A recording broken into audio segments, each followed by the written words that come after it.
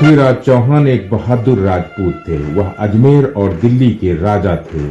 उनके राज्य में सभी खुशहाल थे और उनसे बहुत प्यार करते थे। परंतु कन्नौज का राजा जयचंद उनसे बहुत शत्रुता रखता था। उसकी नजर दिल्ली के सिंहासन पर थी। उसका बस चलता तो वह पृथ्वीराज और उसके सारे परिवार को सदैव के लिए नष्ट कर डालता। दिल्ली के सिंहासन के साथ साथ उसकी शत्रुता का एक और भी कारण था।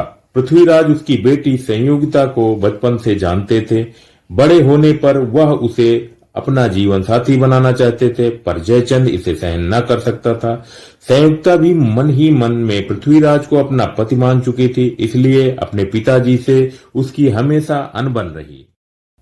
इसीलिए संयुक्ता के स्वयंवर में जयचंद ने पृथ्वीराज को नहीं बुलाया और पृथ्वीराज का अपमान करने और अपनी बेटी संयुक्ता को सबक सिखाने के लिए जयचंद ने पृथ्वीराज की एक मूर्ति बनवा ली थी, जिसे उसने सभा के द्वार पर द्वारपाल की तरह खड़ा कर दिया था। सभी राजा उसे देखकर हंसते हुए अंदर जाते थे। जब संयुक्ता अपने हाथों में वरमाला लिए उस सभा में आई तो सभी का ध्यान उनकी तरफ आकर्षित हो गया। संयुक्ता एक एक करके सभी के पास से गुजर आई। होते होते संयुक्ता द्वार तक आ गई और उन्होंने अपनी वरमाला पृथ्वीराज की मूर्ति के गले में डाल दी। पृथ्वीराज वहीं पर छिपे खड़े थे। उन्होंने तुरंत संयुक्ता को उठाकर अपने घोड़े पर बैठा लिया और तेजी से निकल गए।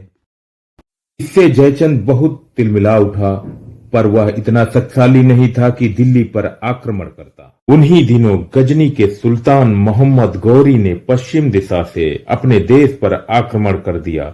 उनकी सेनाएं काफी तेजी से बढ़ती आई, परंतु पृथ्वीराज ने अपनी वीरता और रण कौशलता से न सिर्फ उनकी सेनाओं को मात दी, बल्कि मोहम्मद गौरी को भी बंदी बना लिया। मोहम्मद गौरी बहुत चतुर और कुटिल सुल्तान था। उसने गिड़गिड़ा कर पृथ्वीराज से माफी मांगी और फिर कभी दिल्ली न आने का वचन दिया। पृथ्वीराज बहुत उदार थे। वह अपने दुश्मनों को कड़ी सजा तो देते थे, पर उन्हें माफ भी कर देते थे। परंतु मोहम्मद गौरी के दिल में अपनी हार का बहुत गम था। उसने एक बार फिर दिल्ली पर आक्रमण कर दिया और एक बार फिर पृथ्वीराज की सेनाओं ने उनके छक्के छुड़ा दिए और फिर से उन्हें बंदी बना लिया। परंतु पृथ्वीराज का हृदय बहुत कोमल था। उन्होंने फिर से उसे आजाद कर दिया। इस तरह मोहम्मद गौरी ने 17 बार बहुत विशाल सेनाएं लेकर पृथ्वीराज पर आक्रमण किया और हर बार मुंह की खाई। पर उधर जयचंद अपमान की अग्नि में जल रहा था। इसलिए उसने एक चाल चली। उसने मोहम्मद गौरी से संपर्क किया और उसे वचन दिया कि यदि वह इस बार दिल्ली पर आक्रमण करेगा तो पृथ्वीराज उसका सामना न कर सकेगा। मोहम्मद गौरी तो इसी अवसर की ताक में था। उसने एक बार फिर दिल्ली पर आक्रमण कर दिया। पृथ्वीराज की सेना बड़ी कुशलता से लड़ रही थी। पीछे से जयचंद ने और दूसरी तरफ से गौरी की अन्य फौजों ने आक्रमण कर दिया। पृथ्वीराज की सेना बट गई। वह अब 3 मोर्चों पर लड़ रही थी, परंतु इस बार मोहम्मद गौरी की मिली जुली सेनाओं से लोहा न ले सकी। अंत में पृथ्वीराज को हार का सामना करना पड़ा और इस बार मोहम्मद गौरी उन्हें बंदी बनाकर अपने साथ गजनी ले गया और पृथ्वीराज से उनकी आंखें छीन ली गई और वह हमेशा के लिए अंधे हो गए। पर वह बहादुर थे। मोहम्मद गौरी को वह किसी भी सूरत में अपना सुल्तान मानने के लिए तैयार न थे। चंदर बरदाई उनके बचपन के मित्र थे। जब उन्हें पता चला कि पृथ्वीराज से उनकी आंखें छीन ली गई हैं तो उनसे रहा न गया और एक मुसलमान फकीर के भेष में वह गजनी आ पहुंचे। जब एक दिन मोहम्मद गौरी एक जंगल में तीर चलाने का अभ्यास कर रहा था तो वह फकीर के भेष में आ गए और उनके अभ्यास को बड़ी देर तक देखते रहे। मोहम्मद गौरी उनकी तरफ देखकर मुस्कुराया और पूछने लगा, आपको मेरा निशाना कैसा लगा? अच्छा था, परंतु पृथ्वीराज के मुकाबले का नहीं। पृथ्वीराज चौहान बिना नोक के तीर से लोहे की ढाल में छेद कर सकता है। मोहम्मद गौरी ने कहा, नामुमकिन। मुमकिन है सुल्तान।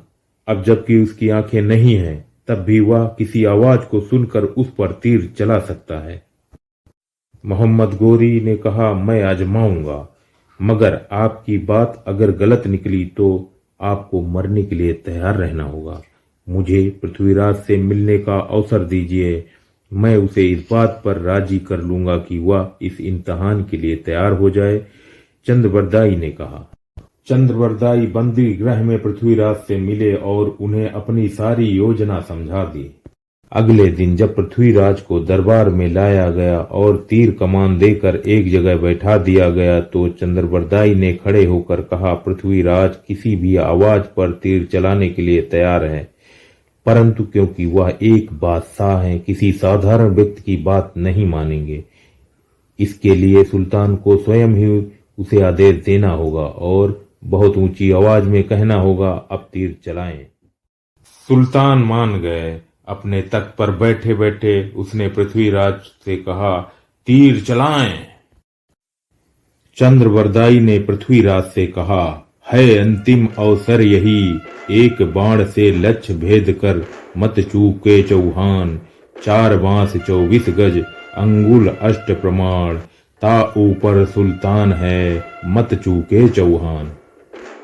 चंद्रबरदाई का दोहा सुन तथा मोहम्मद गोरी की आवाज सुन पृथ्वीराज ने तीर छोड़ दिया। तीर सीधा मोहम्मद गोरी की गर्दन में जा धंसा। एक जोरदार चीख सुनाई दी। चीख सुनकर पृथ्वीराज जोर से हंसे और कहने लगे, गद्दार, तुम्हें अपनी मौत मिल गई, तुम्हारी यही सजा थी, मेरा बदला पूरा हो गया। इसके बाद दोनों ने एक दूसरे को खंजर से मार डाला।